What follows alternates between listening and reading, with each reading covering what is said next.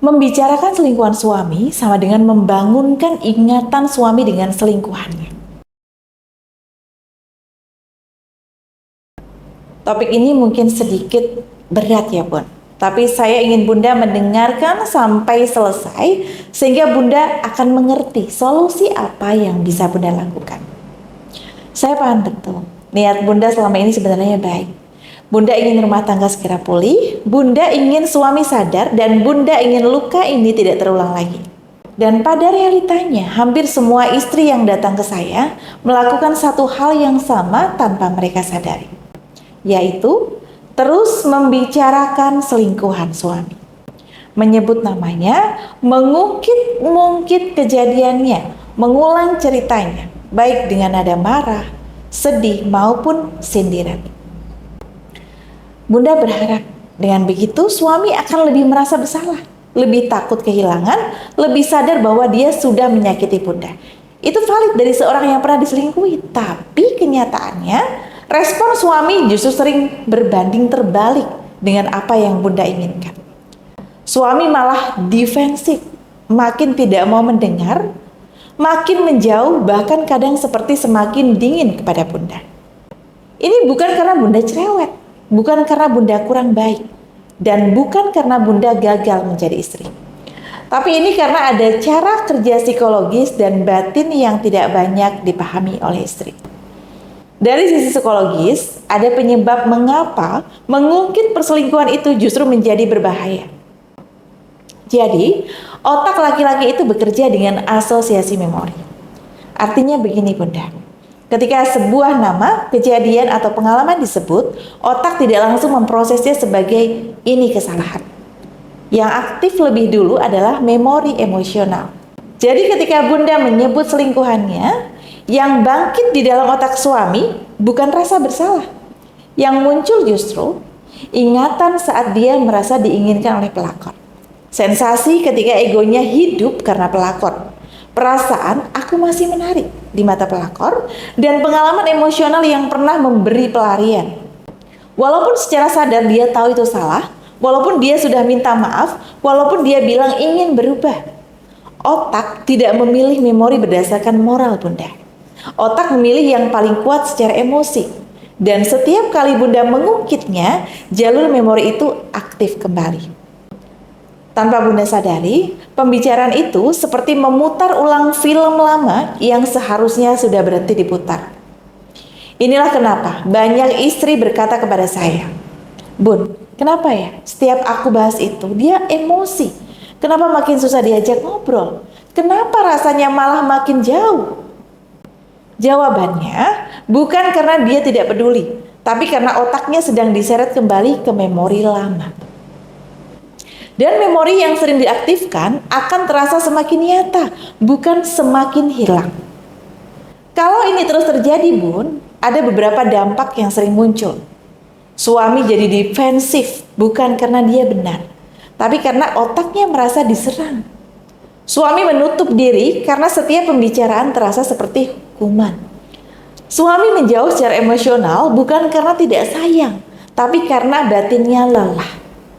Dan yang paling berbahaya, ikatan emosional dengan selingkuhan tidak benar-benar padam karena terus diaktifkan lewat ingatan. Sekarang kita bahas dari sisi spiritual. Dalam hubungan manusia, terutama hubungan yang pernah intens, selalu ada ikatan batin.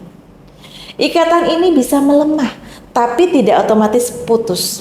Dan dalam spiritual, kita mengenal satu hal penting, bahwa nama adalah panggilan energi. Ketika sebuah nama sering disebut emosi kuat, maka marah, benci, cemburu, takut kehilangan, dan energi yang terikat pada nama ikut terpanggil. Ikatan batin yang sebenarnya sudah mulai rapuh bisa tersambung kembali hanya karena sering diingat. Itulah kenapa Bunda, kadang suami terlihat sering melamun, pikirannya kosong, tidak benar-benar hadir, raganya di rumah tapi jiwanya entah kemana.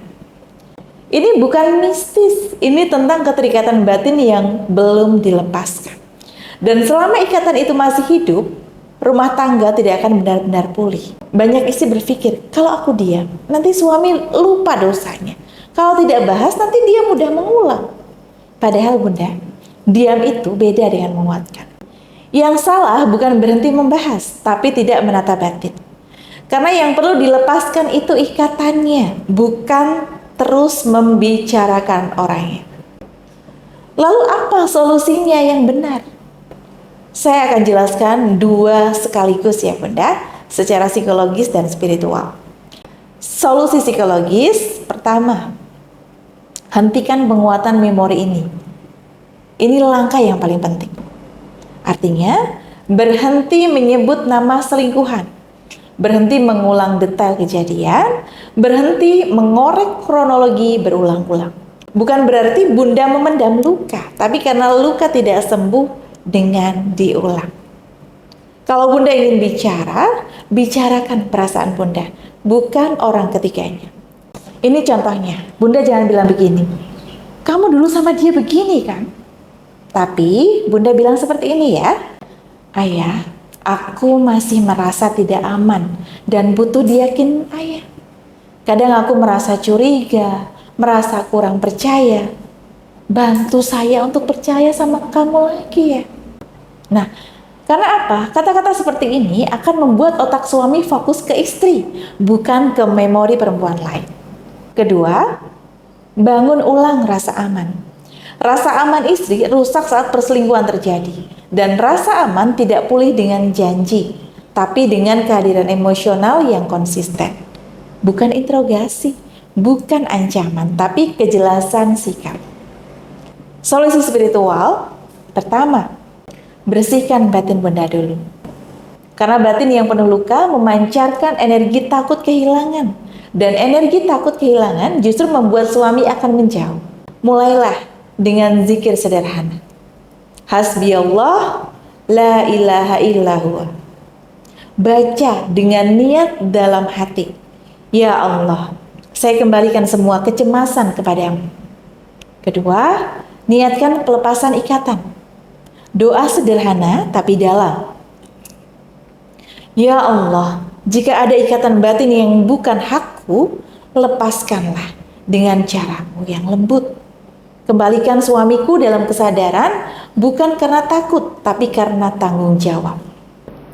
Ini bukan memaksa, ini untuk meluruskan. Bunda, rumah tangga tidak dipulihkan dengan terus membuka luka lama, tapi dengan menutup pintu yang salah, melemahkan ikatan yang tidak halal, dan menguatkan kembali ikatan suami istri. Kalau Bunda ingin menarik suami kembali tanpa mengaktifkan memori selingkuhan, tanpa drama, tanpa kehilangan martabat, Bunda tidak perlu bertarung dengan perempuan lain. Yang perlu Bunda lakukan adalah menata batin. Nah, jika Bunda ada di kondisi ini, ingin menata ulang batin Bunda, dan butuh bimbingan lebih private, Bunda bisa hubungi nomor di bawah ini. Baik Bunda, itulah beberapa hal yang dapat saya sampaikan. Semoga bermanfaat bagi Bunda, dan jangan lupa untuk subscribe, like, komen, dan share ya Bunda, agar lebih banyak istri yang terbantu untuk ikhtiar dan tidak putus asa. Sekian dari saya. Wassalamualaikum warahmatullahi wabarakatuh.